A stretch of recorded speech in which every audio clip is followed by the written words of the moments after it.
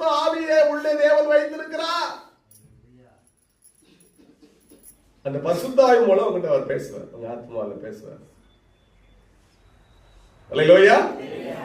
அதான் பரிசுத்த ஆவியை பெற்றுக்கொள்ளுங்க, பரிசுத்த ஆவியை பெற்றுக்கொள்ளுங்க. பாட்டு வேற பாடுறோம், தாகம் உள்ளவன் தண்ணீரை ஊற்றுவார். நீ தாகமாயிரு. நீ கேட்க வேண்டியதே பரிசுத்த ஆவியை தான். ஆண்டவரை எனக்கு என்னதாங்க, எனக்கு சேருதாங்க, கட்டுதாங்க, எனக்கு பாய் தாங்க, வீடு தாங்க, அது இல்லை. உன்னை கேட்க வேண்டியதே பரிசுத்த ஆவியை கேளுன்னு ஏசப்பா சொல்றாரு.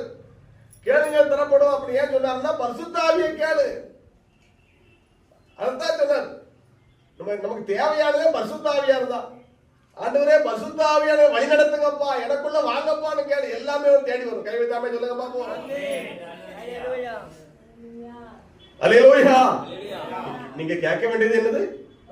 பரிசுத்த ஆவியை தான் ஒவ்வொரு நாளும் கேளுங்க. ஆண்டவரே பரிசுத்த ஆவியை ஆட்கொள்ளுங்க, என்னை வழி நடத்துங்க. ஆண்டவராக இயேசு கிறிஸ்து ஞானஸ்நானம் எடுத்த உடனே பரிசுத்த ஆவி புறாவை போல அவர் மேல இறங்குறாரு. அதுக்கு பிறகு பரிசுத்த ஆவியானவர் பலத்தினாலே ஒரு வனாந்தரத்திலே 40 நாள் உபவாசம் இருக்கிறார். பரிசுத்த ஆவியானவரை அவர் தேவாலயத்துக்கு கொண்டு போறார். அங்க போன சொல்றாரு அவரு, கர்த்தருடைய ஆவியானவர் என் மேல் இருக்கிறார். லூக்கா 4 வாசிக்கிறோம். லூக்கா 4 பரிசுத்த ஆவியானவர் என் மேல் இருக்கிறார், தரித்திரருக்கு சுவிசேஷத்தை பிரசங்கிக்கும்படி என்னை அனுப்பினார். பரிசுத்த ஆவியான யார் உள்ள இருந்தா ஒரு நாலு சுவிசேஷம் சொல்லாம இருக்கவே முடியாது.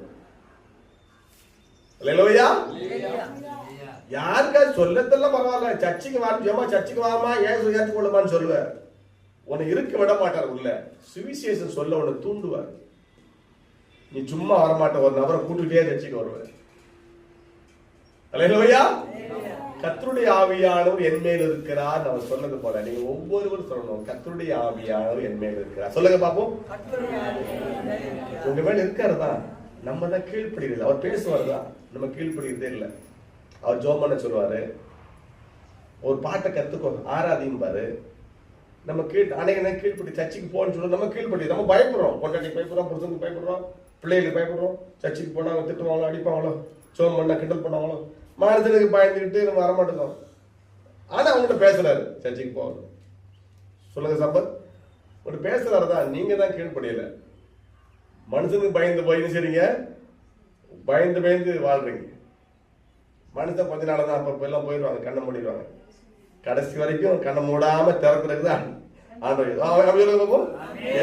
கடையே அலம் போதும், கண்ணீர் வடைக்கும் போதும், கதறும் போதும், தவிக்கும் போது, தனிமையை உணரும் போதும் உன் கூடயே இருப்பாரு. உன் கூடயே உன் மனைவியோ, புருஷனோ, பிள்ளைகளோ, மகளோ